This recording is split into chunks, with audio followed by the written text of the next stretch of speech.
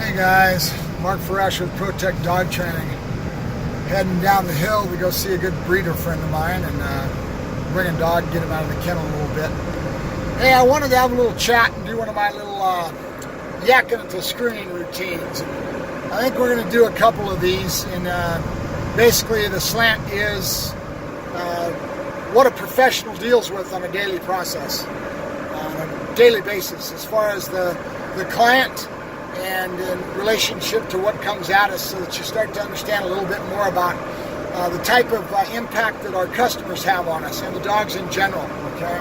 So I just got done talking to a customer this morning. If they see this, keep in mind that nobody ever knows who you are, and I'm not going to let them know who you are, but you're a great example, and I use my customers a lot of times as examples because it's my way of, I'm affected by what they give to me and what their expectations are of me, etc. Their concepts of how they perceive our profession, or what a professional dog trainer is, and what we do for you as a client, okay? In a nutshell, more than anything else, we're there to educate and help you grow with your animal and to have a good relationship with your animal that's going to be productive to you. In that vein, the way that works is a lot of times trainers will give private lessons where I give an hour lesson and I charge you a nominal fee for that, and then you diligently keep coming back to me and we keep working with your dog and you're going off and doing what I ask you to do with the animal and starting to try to grow with your relationship that way. And that's probably the least expensive way. It costs the most work coming from you, and then you've got to grow a skill level. Because keep in mind that what I do when you see me out there showing off with my animals is a lot of years of doing what I do to hone a skill level, okay? So if you see somebody that's a professional and maybe he's heavy into sport dog training, which he's doing some of the bite work sport, these people eat, breathe, and sleep it, and they get very good at their skill levels to be able to produce that product, to be able to have that dog go out in the field and get the scores that he gets, and to be able to go out there and have the dog peak on the day of competition, okay? So you see that. When you come to me as an example, and not all trainers are the same, keep this in mind. My job, when I take a dog in for in-kennel training as an example, my job in my mind, okay, keep in mind that not every trainer is the same. In my mind, my job is to produce a product, to be able to fulfill your wants and your needs in regards to having the dog get turned back to you with a certain amount of behaviors and behavior changes. Sometimes we have to fix a problem, okay? There's a lot of work that goes into that. And then you get that dog back, and the dog is trained to a certain level. He goes back to you, and now you need to keep that training up. If you don't keep the training up, I always tell my customers, you're pissing your money away, okay? Because we'll go back to my whole premise that a dog is not a robot, okay? He's a living, breathing animal that is a product of two things, his environment and his inbreeding, okay, his breeding. You are his environment. How you treat that animal, what you do with that animal, is what causes the problems that you may bring to me, because you didn't know what you were doing, because you don't know how to solve a problem, you don't know how to, more importantly, you don't know how to make sure that problem doesn't even start, okay? So you come to a professional because we have that knowledge to be able to try to educate you and teach you what you need to do to keep that animal sharp, okay? So when you come to me and you have a dog, I've just got a customer that's going to be coming back this weekend. And the way that customer came to me was that they found out about me online, and they saw my videos, and they liked what they saw, and they decided to come. They came all the way from Arizona. And then I evaluated that dog. I took the dog in for their training program, and I'm getting in that dog's head. What is it that makes this dog who he is in regards to his breeding, his environment, everything that dog is. And then I start tweaking, shaping, forming, and trying to change maybe some negative behaviors that might be there, and then start trying to build these behaviors that we want. Heel, sit, down, stay, a come and a finish. Those are basic online things, basic first stages of the dog's development, okay? If the dog's a puppy, I have the ability to map that out and to shape it and form it a lot better because the dog doesn't have any previous behaviors that may be in the way, okay? So then I get done and I give the dog back to you, and now I've got to make sure that you stay on top of that dog and you're willing to put the work in. Here's what happens most of the time, okay? Most of the time, the people nod at me and they say, oh yeah, we understand, and you're trying to give them these little lectures and try to get them in the right frame of mind so they understand that this is a dual process, that if you return the dog back to them and the dog's doing all these behaviors, and they go back and they go right back into their lifestyle and where they're busy and they get doing all their stuff, and they start treating the dog like he's a human, and they're humanizing the animal, and they're not putting in the work that they need to put in. Basically, the behaviors will fade, they'll get bad, and the dog's going to be right back where he was at before, or maybe even worse.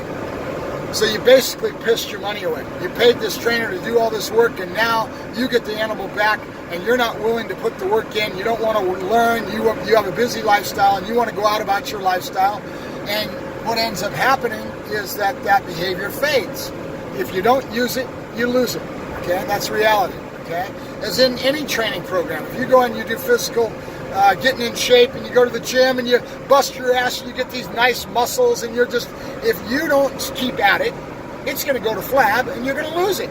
It's just a fact of life. That is just reality, okay? And I don't understand why people come to a trainer and they expect that trainer to do his job, and the trainer does that job, and then 9 times out of 10, those customers that come to me that do that end up getting their lifestyle, and they get busy, and they don't follow through, they don't put the work in, and the dog they piss their money away, okay?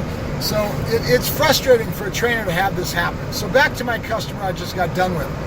I did a fair job on that dog. I think I did a very good job on the animal, and the customer's happy, and now they're going to be coming in for their lessons. Last weekend was a vacation, so they skipped a week, and now they're going to be coming in. And I have no harm, no foul. When you come to me, I give you 3 to 4 lessons, maybe even 5 lessons. It's all dependent on you. If you give me your energy and you want to learn, I'm going to do everything I can to honor my relationship with you as you, my customer, and as me, the person that's giving you service, okay? So I usually give 3 to 4 lessons after that, and then after that, you have to start paying me for lessons, okay? So that's all part of the package. So you're getting those for a nominal fee, free. Basically, it's thrown in with the training package. And so now this customer is going to come to me, but here's this customer that I've done my job of trying to give them the right information and letting them know how things work. And as I told them, they live all the way in Arizona. You're a lot better served to get a hotel room and then get a lesson in the morning and then one in the evening, and then do that 2 days in a row, and you'll have 4 lessons under your belt. You're a lot better served to do that than trying to come to me from Arizona and keep coming back, because you know dang well if you're honest with yourself, you're not going to, okay? So it boils down to that 90% of the time, my customers do not give me the time that they need to make sure they get the value out of what I'm offering, okay? So keep that in mind. And it's a great thing. I can take the dog in, tell you everything I want to, you nod your head and you agree with me and you understand, and then you go and you do this to me and you piss your money away. And then whose fault is it? It's yours, it's not mine. So I just sit back and I do my best to try to stay in touch with you and try to prod you a little bit. But at some point, I just go about my own thing, and if you're not willing to stay on top of me and you don't want to schedule a lesson that you've got coming to you, what am I supposed to do? Okay? So I'm voicing this because I just had a customer cancel on me that wants to bring their dog in later, and maybe they'll come in, maybe they won't. But life is probably going to get them, and they'll end up not following through with what they want to do with their animal. This dog's got a bunch of behaviors they don't like. They gave me this whole list of things they want this dog to do for them. And they already went to a trainer and they spent a lot of money. And they didn't feel they got the value out of their last trainer, okay? And keep in mind, this is what I'm trying to make you realize. There's all kinds of trainers out there. They may be halfway good at training dogs, but are they good at following through and staying on top of their clients? Do they have a certain amount of workload where you end up having a dog that is their 11th or 15th dog, and now they really don't have any time to turn your product out? You go to pick up the dog and you get a dog back that's not working, okay? So keep this in mind when you're evaluating a trainer. What's this person really going to do for me, and follow through and do the job to train that dog? Am I going to be happy? Am I going to be satisfied? That's going to be dependent on the person. I'll give you a little story. I had a dog come to me a year or so ago, and I was honest and forthright like I always am, and I evaluated this customer who wanted to go into protection, okay? And I evaluated the dog, took the dog in for the training package, and did all my job to tweak and to change the behavior and to get into the dog's head. And when the dog got done, I had to be honest with that customer and say that the dog really doesn't qualify that well for protection. For what you want, their concept and what they perceive that they want, this dog wasn't going to be able to give it to them, okay? So they had a couple contacts with other trainers and such. They contacted another trainer, and here's what will happen, and this happens all the time to me. The other trainer tells them everything they want to hear, and they coddle them, and they tell them, they baby them, and they humor the customer. The customer thinks that I'm full of shit, and they go ahead and they spend the money on this other trainer. And what's sad about that is that all I'm doing is I'm telling you the truth. I don't cut no bullshit, okay? I'm going to tell you exactly what's going on, and if your dog doesn't qualify, I'm going to be honest with you. I'm going to tell you that, okay? So they got a hold of another trainer, and they had this other trainer that's a well-known person. I'm not going to tell you who it is, but they came over, and they saw me, and then I did my demo for them. I demoed the dog for them. I talked to them. They're there to pick up the dog for the client, okay? So as I'm doing this, the guy looks at me, and he goes, man, this dog works. Why do you put all this work in? The customer doesn't know the difference. I don't understand why you put all this work in. Why do you do this? In other words, they were telling me in a nutshell that they bullshit their customer because the customer's ignorance, they play on that. And when the customer doesn't have a clue what's right and what's wrong, they end up taking advantage of them. They don't turn back a product. They were telling me in a nutshell that they thought this was right. This was okay. Okay? Frustrates the hell out of me. It's not okay. You owe that customer a service, okay? And so when I go out and doing my job, I have in my mind what I want to achieve with that animal, but I don't really know what I'm going to get into as far as what the animal's lacks are, what their behavior problems are. So it used to be that I told my customers that I will have this dog, he'll sit down, stay, a come, and a finish. That's the old days when we yanked and cranked all over the place. Could I do it? Oh yeah, I did all the time. I'm that good. Excuse me for being non-humble.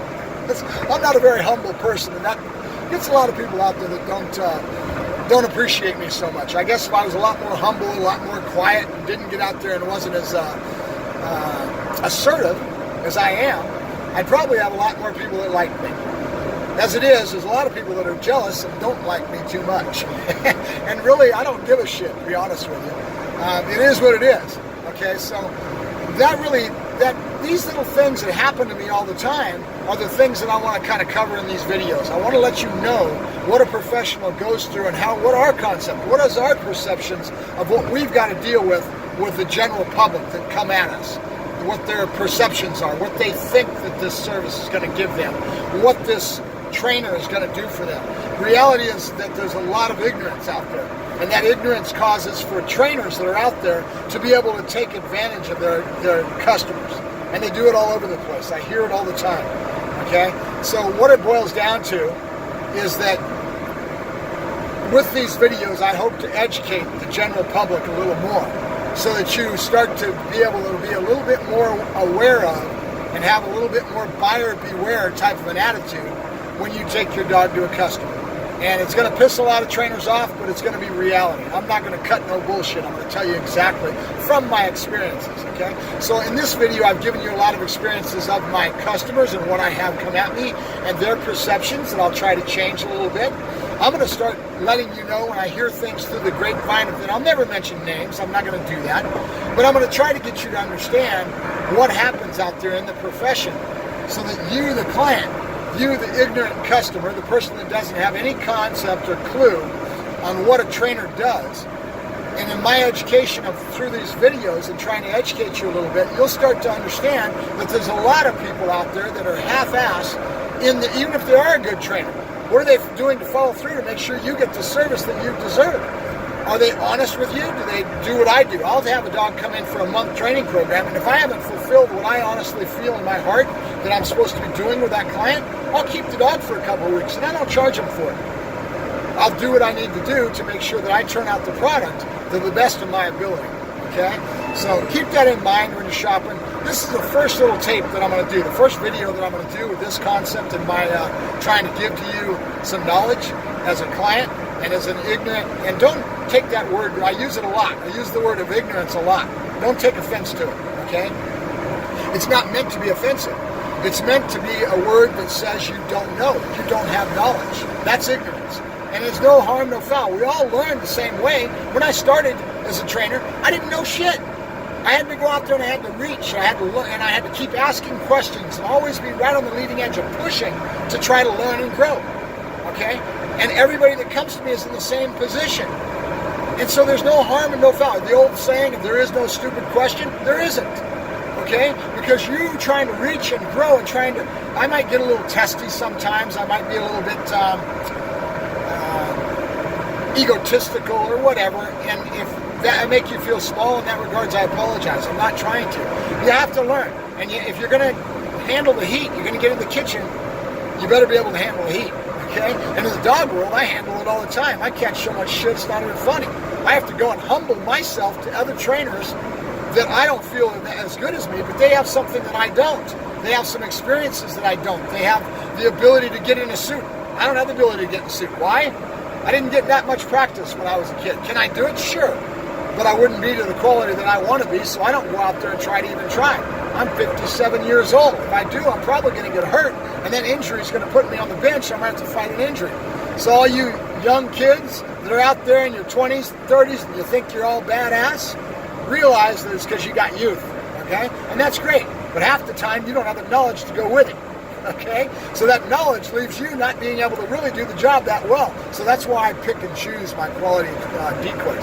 I go out there and I really make sure that that person knows. And I spend a little money on these quality decoys, some of them, okay? It depends on if they've got the skill and the ability to give me what I need and their services to me. And we'll go through that as we go along, because I want to let you know who these people are, because I don't mind lauding their excellence, their qualities and skills. I will as time goes on. All right, so we're getting a little long-winded in this, but I'm going to start doing some videos. We're going to start, I'll figure out some kind of little cute name that we'll call them, but it's going to be on the premise of letting you guys see the real raw edge of the perceptions and the concepts of a professional and what we see coming at us, either through our clients or what they're giving. And I won't mention names, but I'm going to go ahead and pull this shit out of the closet because I'm getting tired of it. The last one we talked about was how these kids are going out and they're in the instant society that we live in. They go out and they get a little experience under their belt and they say poof and they hang a shingle up. And there's a lot of that going on, folks, and they're charging god-awful money. If you go ahead and you shop a little bit and you get some pricing and then call me and let me give you a quote, you're going to find out that my prices and my quality beats theirs and my prices is lower than theirs, okay? So just keep that in mind. Not that you should come to me, that's not my point. But I'm trying to tell you that there's a lot of, there's a big spectrum in between this guy and he does his job a certain way and this guy does his job a certain way, okay? And the old saying of you get what you pay for comes to mind, but a lot of times when I'm hearing about pricing and stuff, it isn't true. So I'll talk to you later. You have a good day. Bye-bye.